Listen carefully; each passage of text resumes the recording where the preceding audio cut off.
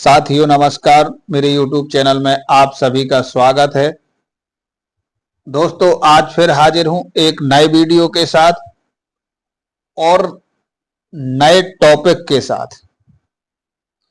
आज का टॉपिक है अनुशासन और अपील नियम, डिसिप्लिन एंड अपील रूल्स। तो साथियों ये एक ऐसा टॉपिक है कि जितने भी रेलवे में डिपार्टमेंट से संबंधित एग्जाम होते हैं, जितने भी डिपार्टमेंटल एग्जाम होते हैं, उनमें जो है सबसे ज्यादा क्वेश्चन इसी टॉपिक से आते हैं।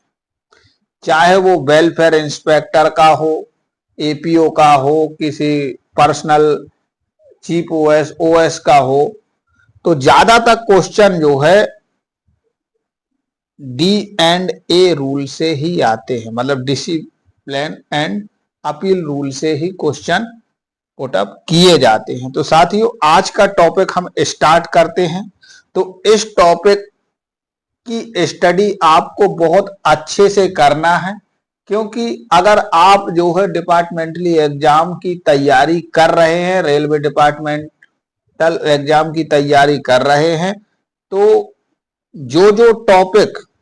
जो टॉपिक मैं जो है वीडियो बना के आपके सामने ला रहा हूं, तो उनका जो है अच्छे से आप स्टडी करेंगे तो दावा करता हूं कि ज्यादा तक जो है, मतलब ये कहिए कि 90% क्वेश्चन जो है इसी, मतलब जो मेरे वीडियो हैं और जो टॉपिक जो है मैंने एक्सप्लेन किए हैं, जिनके क्वेश्चन आंसर बताए हैं, लगभग जो है इन्हीं से जो है आपका पेपर आएगा। तो साथियों आज का वीडियो हम स्टार्ट करते हैं क्वेश्चन नंबर फर्स्ट से।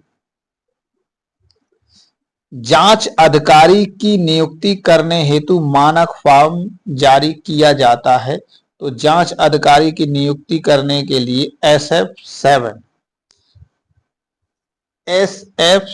जो है जारी की जाती है। सेकंड नंबर का क्वेश्चन है SF11B का उपयोग हेतु किया जाता है। तो छोटी शास्ति मतलब माइनर पेनाल्टी। इसके बाद थर्ड नंबर का चलते हैं। अनुशासन एवं अपील नियम के अंतर्गत अपील की समय सीमा है 45 दिन तक। अपील की समय सीमा है 45 दिन तक। इसके बाद बड़ी शास्ति और छोटी शास्ति का आरोप पत्र जारी करने के लिए मानक फॉर्म संख्या का उपयोग किया जाता है SF5 और SF11। इसके बाद पांचवा क्वेश्चन है SF5 जारी करने पर छोटी शास्ति भी अधिरोपित की जा सकती है, सही, ट्रू फॉल्स है, तो इसमें सही आ जाएगा। छठवां क्वेश्चन चलते हैं। छठवां क्वेश्चन हमारा रहेगा, नौकरी से हटाए गए कर्मचारी को अपील प्राधिकारी से साक्षात्कार हेतु पास दिया जाएगा, सही। इसके बाद सातवां क्वेश्चन हो जाएगा, निलंबन एवं D&AR का नियम मानक क्रमांक 5 है, सही है।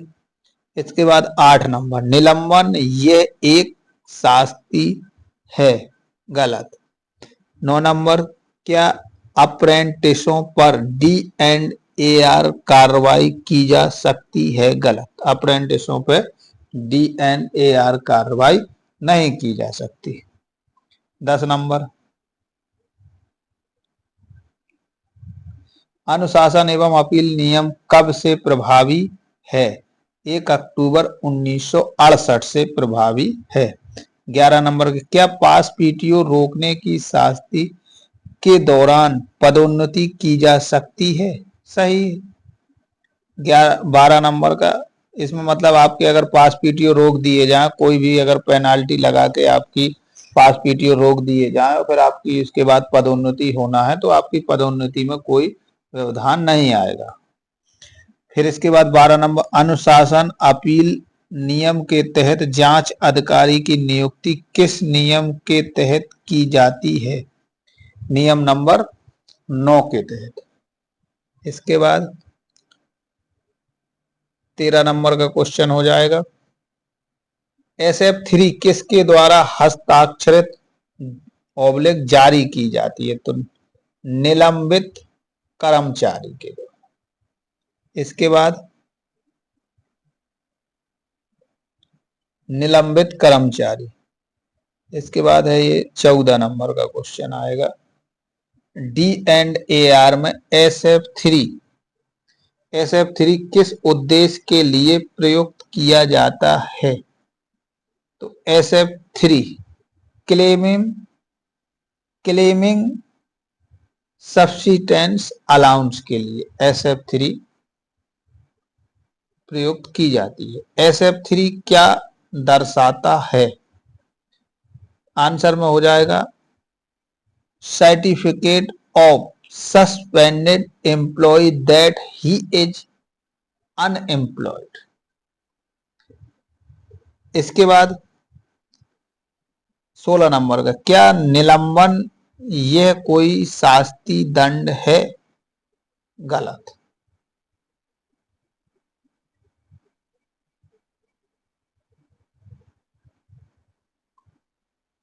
इसके बाद चलेंगे 17 नंबर का क्वेश्चन।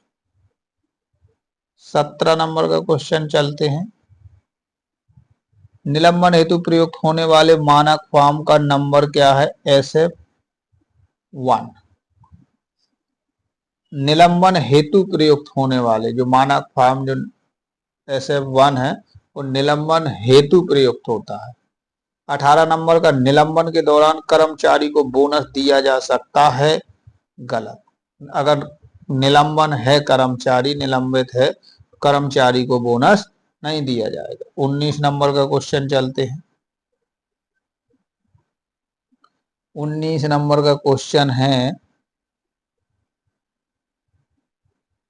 डीमेट सस्पेंशन के लिए कौन सा मानक फॉर्म प्रयुक्त किया जाता है? तो SF2। 20 नंबर का हो जाएगा क्वेश्चन,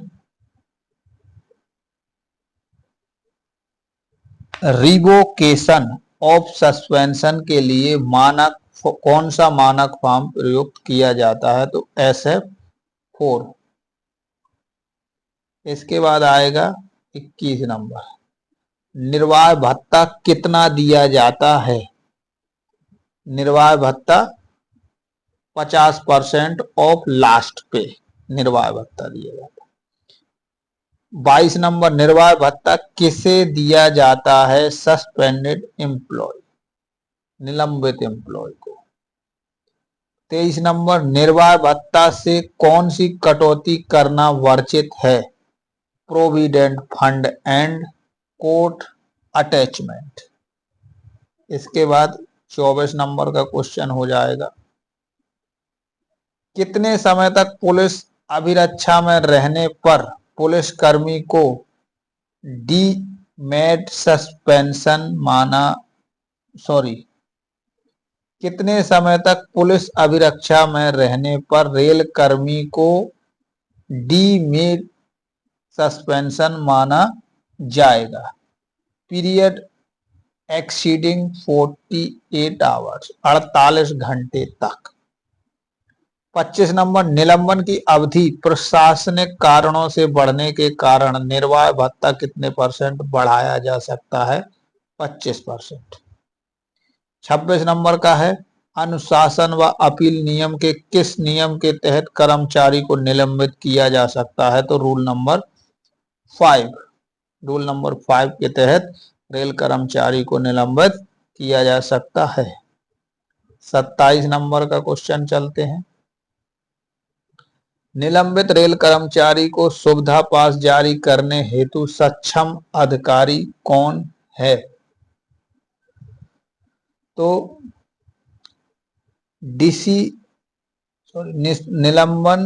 निलंबित रेल कर्मचारी को सुविधा पास जारी करने हेतु सक्षम अधिकारी कौन है? तो सक्षम अधिकारी हमारा हो जाएगा डिसिप्लिनरी अथॉरिटी। ये जो है डिसिप्लिनरी अथॉरिटी को ही पावर है कि अगर रेल कर्मचारी निलंबित है तो उसका सुविधा पास जारी किया जाए। इसके बाद 28 नंबर का क्वेश्चन चलते हैं। एनआईपी का पूरा नाम क्या है? Notice of imposition of penalty. NIP का पूरा नाम। 29 नंबर, मानक फॉर्म 11 के साथ कौन से अनुलग्नक अनिवार्य हैं? Copy of charge in the form of imputation. इसके बाद 30 नंबर थोड़ा 30 नंबर है, एक व्यक्ति जिसे न्यायालय द्वारा जेल की सजा सुना दी गई हो को कब और किस नियम के तहत नौकरी से निकाला जा सकता है? रूल नंबर 14 के द्वारा रेलवे से निकाला जा सकता है। 31 नंबर का, मंडल रेल प्रबंधक द्वारा प्रदान दंड की अपील महाप्रबंधक को होती है। मंडल रेल प्रबंधक द्वारा प्रदान दंड की अपील महाप्रबंधक को होती है। गलत। 32 नंबर का, 32 नंबर का ऊपर कर लेते हैं।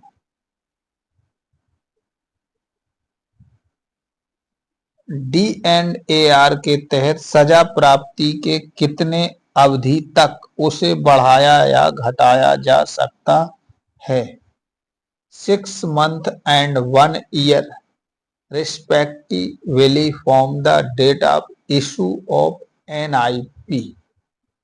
इसके बाद 33, अपील की समय सीमा क्या है? 45 days, 45 दिन। इसके बाद 34 नंबर का क्वेश्चन हो जाएगा, प्रस्तुति अधिकारी का नामांकन किस मानक फॉर्म पर किया जाता है? Form is issued to committee presenting officer. तो आंसर में SF8।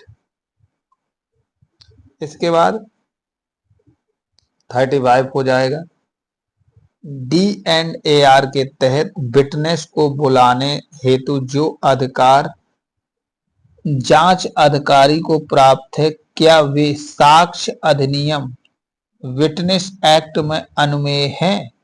सही। इसके बाद 36, एक कर्मचारी को नैसर्गिक न्याय के सिद्धवानत की अनुपालन किए बिना नौकरी से बर्खास्त किस आधार पर किस नियम के तहत किया जा सकता है? रूल नंबर 14 रूल नंबर 14/2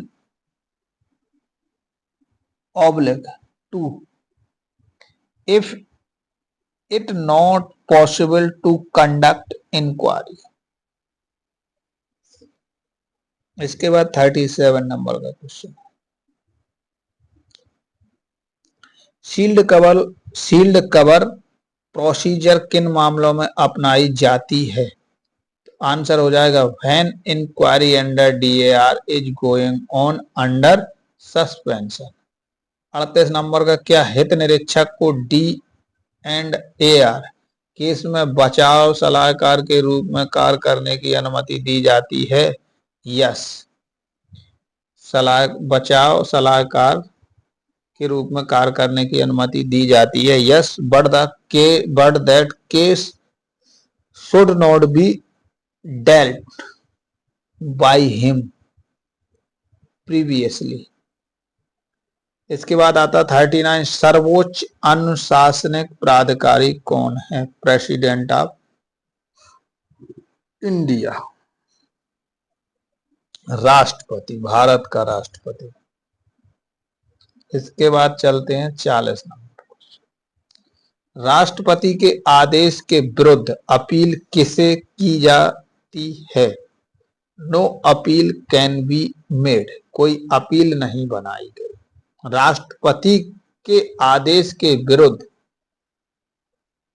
आप जो है किसी को भी अपील नहीं कर सकते, मतलब कोई अपील बनाई ही नहीं गई। No appeal can be made, तो राष्ट्रपति के विरुद्ध आप राष्ट्रपति का आदेश आप नहीं ठुकरा सकते। 41, किस कर्मचारी को वेतन वृद्धि रोकने की शास्ति दी गई है? किसी कर्मचारी को वेतन वृद्धि रोकने की शास्ति दी गई है, लेकिन वह अभी प्रभाव में नहीं, तो क्या उस कर्मचारी को पदोन्नति किया जा सकता है? तो किया जा सकता है। जैसे ये जो है वेतन वृद्धि रोकने की, सपोज कीजिए किसी कर्मचारी का एक इंक्रीमेंट बंद करने का लेटर निकला है कि जुलाई में किसी कर्मचारी का इंक्रीमेंट लग रहा है, तो जुलाई से उसका इंक्रीमेंट नहीं लगेगा और उसका प्रमोशन जो है मार्च अप्रैल में हो रहा है, तो उसके प्रमोशन पे जो है कोई प्रभाव नहीं पड़ेगा, उसका प्रमोशन हो जाएगा। 42 नंबर, सेवानिवृत्त रेलवे कर्मचारी को आरोप पत्र के लिए कौन सा नामांकन फॉर्म का उपयोग किया जाता है? SF-14, सेवानिवृत्त रेल कर्मचारी के लिए जो चार्जशीट दी जाती है SF-14, SF-14। इसके बाद 43 नंबर का, संयुक्त कार्यवाही कॉमन प्रोसीडिंग में अनुशासनात्मक कार्रवाई के लिए कौन सा मानक फॉर्म प्रयुक्त होता है? SF-10। 44 नंबर का, अनुशासन एवं अपील नियम 1968 किन पर लागू नहीं होता? फर्स्ट है RPF, सेकंड है कैजुअल लेबर, थर्ड है for home the president has granted exemption, जो अगर कोई राष्ट्रपति जो है छूट दे देता है तब, और फोर्थ है any members of all India services. इसके बाद बड़ी शास्ति आरोपित करने की प्रक्रिया किस नियम में दी गई है? नियम नंबर 9। 46 नंबर का क्वेश्चन हो जाएगा।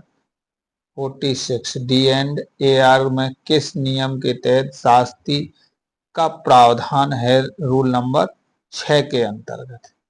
47 नंबर का क्वेश्चन हो जाएगा। 47 नंबर का क्वेश्चन हो जाएगा, D&AR में किस नियम के तहत रिवीजन का प्रावधान है? तो नियम 25, नियम 25 के तहत। 48 नंबर का क्वेश्चन हो जाएगा, D&AR में किस नियम के तहत रिव्यू का प्रावधान है? तो नियम 25A के तहत। 49 नंबर का क्वेश्चन, बड़ी शास्ति में आरोप पत्र के साथ कितने अनुलग्न एनेक्चर होते हैं? तो 4 जो है अनुलग्न होते हैं। 50 नंबर का क्वेश्चन हो जाएगा, 12 वर्ष की सेवा अवधि के पश्चात अनुवार जबरन सेवानिवृत्त किए गए कर्मचारी को पेंशन दे है या नहीं? आंसर में रहेगा yes, subject to the condition he has 10 year qualifying service. अगर उसने 10 साल की क्वालिफाइंग सर्विस कंप्लीट कर ली है तो उसको पेंशन मिलेगी। इसके बाद 51 नंबर का क्वेश्चन चलते हैं। ग्रुप डी के कर्मचारी जिसे रिमूवल का दंड सहायक अभियंता द्वारा दिया गया हो, अपनी रिवीजन किसे प्रस्तुत करेगा? सीनियर डिविजनल इंजीनियर को। इसके बाद 52 नंबर का, संविधान के किस अनुच्छेद के अनुसार नियुक्ति प्राधिकारी ही किसी को पद से हटा सकता है? आर्टिकल 311 1 के तहत। इसके बाद 53 नंबर का है, संविधान के किस अनुच्छेद में नैसर्गिक न्याय के बारे में उल्लेख किया गया है? Article 311(2).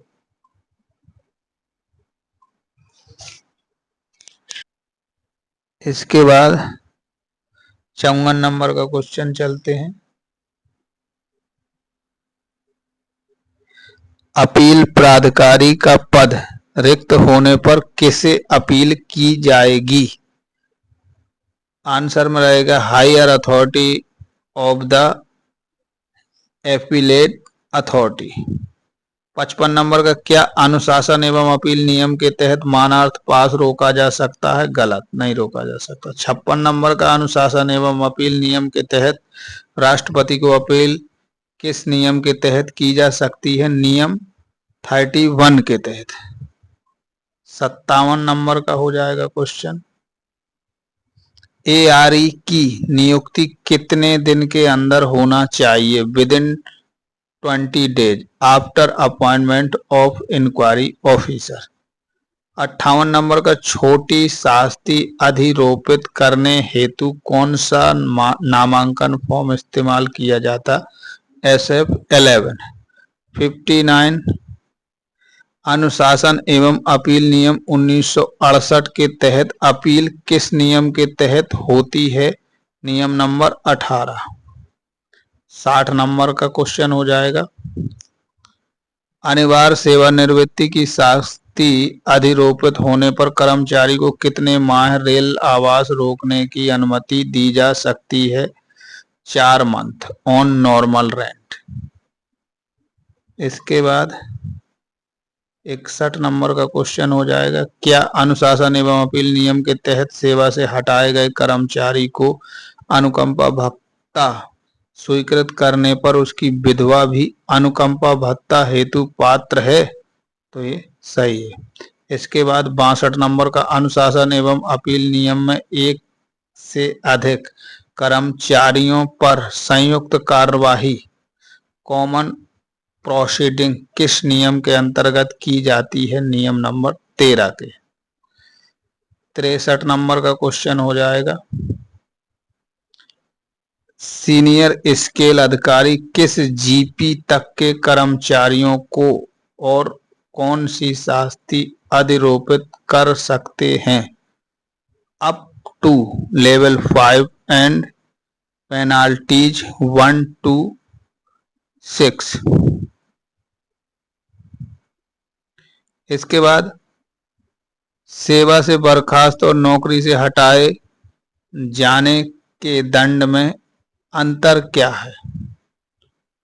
Dismiss from service employ not eligible for government service and removal from service employ are eligible for government service. मतलब जो डिसमिस कर दिया जाए, अगर बर्खास्त कर दिया जाए नौकरी से, तो not eligible for government service, government service के लिए वो एलिजिबल नहीं है। और removal from service employ are eligible for government service. Removal वाला जो है वो गवर्नमेंट सर्विस के लिए एलिजिबल है। 65 नंबर, क्या अपील अथवा रिवीजन प्राधिकारी बर्खास्त ऑब्लिक नौकरी से हटाए जाने के दंड को अपील रिवीजन में पुनः नियुक्ति में परिवर्तन कर सकते हैं? यस। IREC Vol 1 402।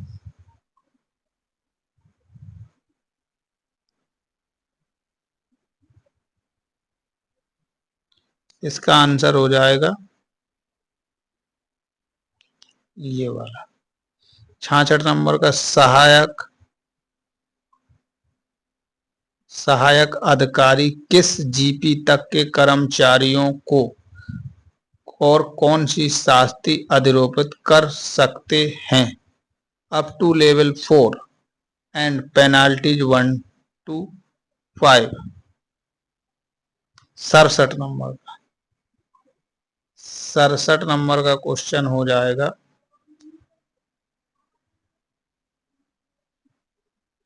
कुल शास्त्रियाँ कितनी हैं? 11।